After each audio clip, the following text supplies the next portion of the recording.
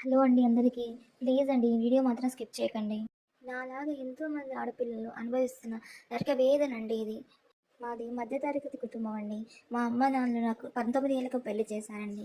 పెళ్లి చేశాక అత్త, మామ, ఆడబిడ్డ టార్చర్ వల్ల నేను ఎంతో నరక యాతన అనుభవించానండి. పెళ్ళైన 2, 3 మంత్స్‌కి కన్సీవ్ కాలేదని, జాబ్ చేయట్లేదని చాలా టార్చర్ చేశారండి. భర్త మాత్రం అటు అమ్మ వాళ్ళని, ఇటు నన్ను పట్టించుకోకుండా తన లోకంలో తను ఉండేవాడండి. పెళ్ళైన 6 నెలలకి నేను కన్సీవ్ అయితే మా ఆడబిడ్డ చెప్పిందని నన్ను మొదటి కాన్పు అమ్మ వాళ్ళే చేయాలని నన్ను అమ్మ వాళ్ళ ఇంట్లో వదిలేశారండి. డెలివరీ అయ్యే వరకు మా అమ్మ వాళ్ళ దగ్గరే ఉన్నానండి. ఆడపిల్ల పుట్టిందని హాస్పిటల్‌కి కూడా రాలేదండి వాళ్ళు. హాస్పిటల్ ఫీజు కోసం మా నాన్న అక్కడ, ఇక్కడ అప్పు చేసి మరీ కట్టాడండి. మా అమ్మ నా చిన్నతనంలోనే అంటే 8 సంవత్సరాల వయసులోనే తనకి క్యాన్సర్ జబ్బు వచ్చి ఇంకా క్యాన్సర్ జబ్బుతో పోరాడుతూ ఉందండి. మా నాన్న నన్ను, మా అమ్మని ఎంతో కష్టపడి పెంచాడండి, పోషించాడండి. 21 రోజున ఉయ్యాల ఫంక్షన్‌కి గూడా వాళ్ళు రాలేదండి. అప్పుడు ఆ టైంలో వేరే వాళ్ళతోటి వాళ్ళ కట్నం పైసలిస్తేనే మీ పాపని ఇంకా మీ బిడ్డని తీసుకొని వెళ్తారు అని చెప్పారండి. నాన్న హాస్పిటల్ ఖర్చుల కోసమే వేరే వాళ్ళ దగ్గర అప్పు చేసి మరీ ఫీజు కట్టాడండి హాస్పిటల్. ఇప్పుడు కట్నం 6,00,000 అంటే ఎక్కడ తేవాలని అక్కడ, ఇక్కడ ఎంతో అడిగి ఒక 6,00,000 జమ కూర్చి నా అకౌంట్‌లో వేశారండి. అదే టైంలో మా నాన్నకి నడుము నొప్పులొచ్చి ఆపరేషన్ చేయాలన్నారండి.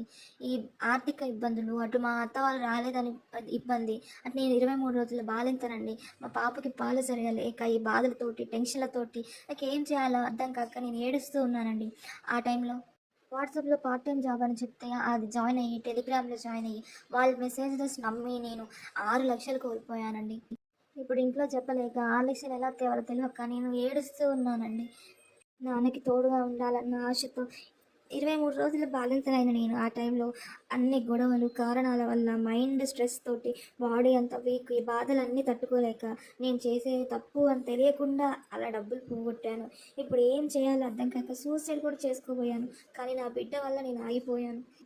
నాకేమీ అర్థం కాక మిమ్మల్ని సాయం చేయండి అని అడుగుతున్నాను. ప్లీజ్ నాకు సాయం చేయండి. ఒక్క రూపాయి అయినా చాలు అండి. నా వివరాలు నేను మీకు చెప్పలేనండి. అలా చెబితే మా అత్త, మామ నన్ను బతకనివ్వరండి. అమ్మ, నాన్న పరువు పోతదండి. ఇలా పరువు వల్ల ఎన్నో కుటుంబాలు ప్రాణాలు తీసుకున్నారండి. అలాంటి సిచ్యువేషన్ నా కుటుంబానికి రాకూడదని నేను బ్రతిమాడుతున్నానండి. నా వివరాలు మాత్రం నేను చెప్పలేనండి. ప్లీజ్ నాకు ఒక్క రూపాయి అయినా చాలండి. సహాయం చేయండి. ఒక ఆడబిడ్డ మీ ఇంటి బిడ్డ అని నాకు హెల్ప్ చేసి ఈ కష్టాల నుంచి నన్ను కాపాడండి. నా బిడ్డకి పాలు లేకుండా నేను ఏడుస్తూ ఉంటే తను బాధపడుతూ ఉందండి. పాలు కూడా లేవండి. ఇలాంటి స్ట్రెస్ వల్ల నేను బాలింతనయ్యండి. తిండి లేక, నిద్ర లేక అల్లాడిపోతున్నానండి. ప్లీజ్ అండి. చేతులెత్తి మొక్కుతున్నానండి మిమ్మల్ని. నన్ను కాపాడండి ఈ కష్టం నుండి. మీ ఇంటి ఆడబిడ్డని కాపాడండి. ఒక్క రూపాయి పంపించండి ప్లీజ్ అండి.